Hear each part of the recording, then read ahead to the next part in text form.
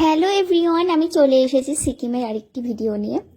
তো আমি এইবারের ভিডিওতে দেখাবো হচ্ছে ছাঙ্গু লেক, একেবারে ফ্রোজেন লেক। এক কথায় বলা যায় মায়াবী ছাঙ্গু লেক। এবারে সিকিমের ওয়েদারটা এত ভালো ছিল যে কি বলবো, আমরা প্রতিটা দিনই খুব সুন্দর পেয়েছিলাম। আর এই যে ছাঙ্গু লেক যাওয়ার আগে এই ফ্রোজেন লেকটা পড়েছিল, এটা পুরোটাই ফ্রোজেন ছিল। ওই লেকটার সামনে কোনো ভিড়ও ছিল না।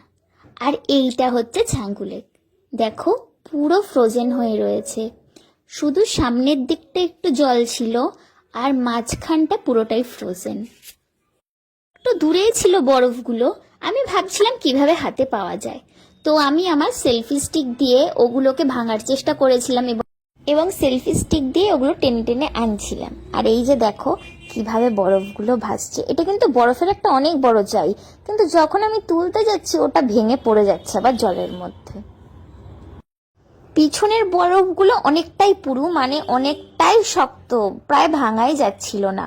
কিন্তু সামনে যেগুলো জল বরফ টাইপের রয়েছে ওইগুলো কিন্তু মনে হচ্ছে দেখে জল, কিন্তু ওর মধ্যে অনেকই বরফ ভাসছিল। বরফগুলো দেখে তো থাকতেই পাচ্ছিলাম না, কারণ আমার তো ওতে হাত দিতে খুব ইচ্ছা করছিল, দেখতে ইচ্ছা করছিল কিরকম।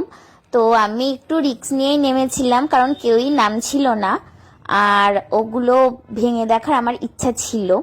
আর সব থেকে বড় কথা হচ্ছে জল এত ঠান্ডা আর বরফগুলো এত ঠান্ডা। আমার সেলফি স্টিকটা দিয়ে ওটা আনা যাবে, সেলফি স্টিকটা মোবাইল থেকে খুলে দাও।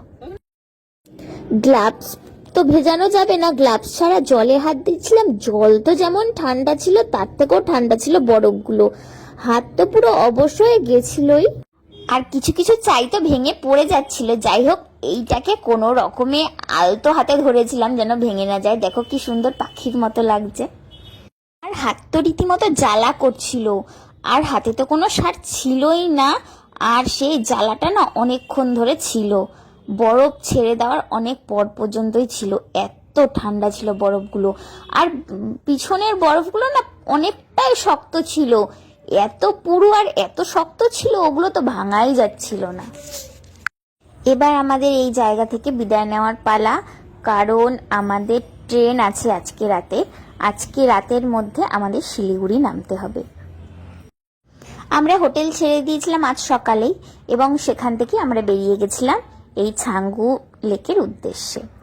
তো চলো, আবার দেখা হবে অন্য কোনো ভিডিও নিয়ে, অন্য কোনো ব্লগে, অন্য কোনো ঘোরার জায়গা নিয়ে। প্রতিবারই পাহাড় ছেড়ে আসার সময় আমার মন খুব খারাপ থাকে, তাই এইবারও সেই রকমই ছিল। তাড়াতেও ছিলাম, এখানে বেশিক্ষণ থাকতে পারিনি, তার কারণ হলো আমাদের ট্রেন ধরতে হবে। মাঝখানে আমি এক জায়গায় নেমেছিলাম, তো আমরা এখানে স্নোম্যান বানিয়েছিলাম। ফেরার সময় পাহাড়ের ওয়েদারটা একটু পাল্টে গেছিল, রোদ একেবারেই ছিল না, মেঘে ভরে গেছিল। যে আমার প্রথম বানানো স্নোম্যান, এটাকে ওখানেই রেখে এসেছি। তো লাঞ্চ করে নিয়েছিলাম এবং কিছু খাবার কালেক্ট করে নিয়েছিলাম রাতের জন্য। উচ্চতায় ছিলাম এবং নামার সময় আমার শরীরটা বেশ খারাপ লাগছিল, আমি তো গাড়ি থেকে বমিও করেছিলাম। বিচ্ছিরিভাবে দুটো কানই বন্ধ হয়ে গেছিল এবং প্রচন্ড মাথা যন্ত্রণা করছিল, কিচ্ছু খেতে ইচ্ছা করছিল না, বমি পাচ্ছিল। এটা হাই অ্যালটিটিউড সিকনেসের জন্যই হচ্ছিল।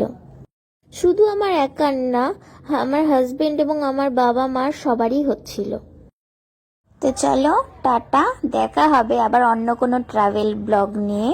ততক্ষণের জন্য তোমরাও ভালো থেকে আমাদের জন্য প্রে করো। বাই।